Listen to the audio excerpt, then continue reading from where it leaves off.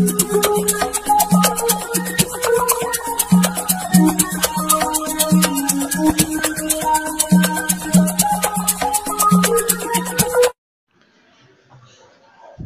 ఇంట్లో ఇవి ఉంటే శని మిమ్మల్ని వెంటాడి వేధిస్తుంది. ఫ్రెండ్స్, ఈ వీడియోలో నేను చెప్పబోయే టాపిక్ ఇదే. మరి ఇంట్లో ఇవి కానీ ఉన్నాయనుకోండి, శని దేవుడు కానీ శని కానీ మనల్ని వెంటాడి వేధిస్తూ ఉంటుంది. మరి ఆ వస్తువులు ఏంటి, అవేంటో మనం తెలుసుకుందాం. ఇంట్లో కొన్ని రకాల వస్తువులు ఉండడం, లేదంటే కొన్ని రకాల వస్తువులను ఎలా అంటే అలా పెట్టడం వల్ల ఇంట్లోకి ప్రతికూల శక్తులు వస్తాయి.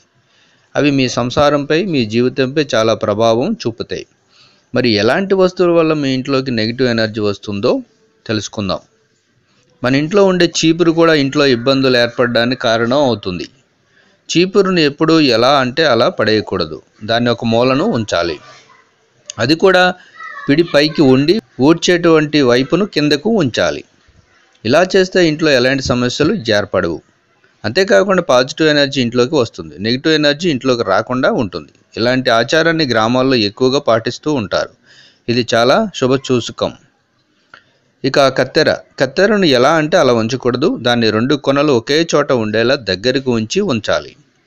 ఒకటి ఒకవైపు, ఇంకోటి ఒకవైపు పెట్టి ఉంచితే ఆ ఇంట్లో ఖచ్చితంగా నెగిటివ్ ఎనర్జీ ప్రవేశిస్తుంది. దీంతో మీరు చాలా ఇబ్బందులు పడాల్సి వస్తుంది. అందువల్ల ఎప్పుడు మీరు కత్తెరను దగ్గరగా ఉంచండి. దీనివల్ల మీ ఇంటి నిండా పాజిటివ్ ఎనర్జీ ఉంటుంది. చిత్రంలో నేను చూపిస్తున్నట్లు కత్తెరను విడిగా ఉంచకూడదు, దగ్గరగా ఉంచాలి. ఇక వీలైనంత వరకు మీరు మీ ఇంట్లో విరిగినవి, పగిలినవి ఏవి కూడా ఉంచకండి. పగిలిపోయిన అద్దాలు, ఇరిగిపోయిన పాత్రలు వంటి వాటిని అస్సలు ఉంచుకోకూడదు. చాలామంది వాటిని మర్చిపోయి ఇంట్లో పెట్టుకుని ఉంటారు. దీంతో ఇంట్లోకి నెగిటివ్ ఎనర్జీ వస్తుంది, ప్రతికూల పరిస్థితులు ఏర్పడతాయి. అందువల్ల మీరు వీలైనంత వరకు ఇరిగినవి, పగిలినవి ఇంట్లో ఉంచుకోకండి. వీలైనంత వరకు విరిగినవి, పగిలినవి ఇంట్లో ఉంచుకోకండి. ఇక చాలామంది ఇళ్లలో అలంకారంగా ఉండేందుకు కొన్ని రకాల జంతువులు చర్మాలు, కొమ్ములు, తోళ్ళు వంటివి ఉంచుకుంటారు. వాటిని ప్రెస్టేజ్గా భావిస్తూ ఉంటారు. అయితే దీనివల్ల మీ ఇంట్లో ప్రతికూల పరిస్థితులు ఏర్పడతాయి. మీరు చాలా ఇబ్బందులు పడాల్సి వస్తుంది. అలాంటివి ఏమైనా మీ ఇంట్లో ఉంటే వెంటనే తీసేయండి.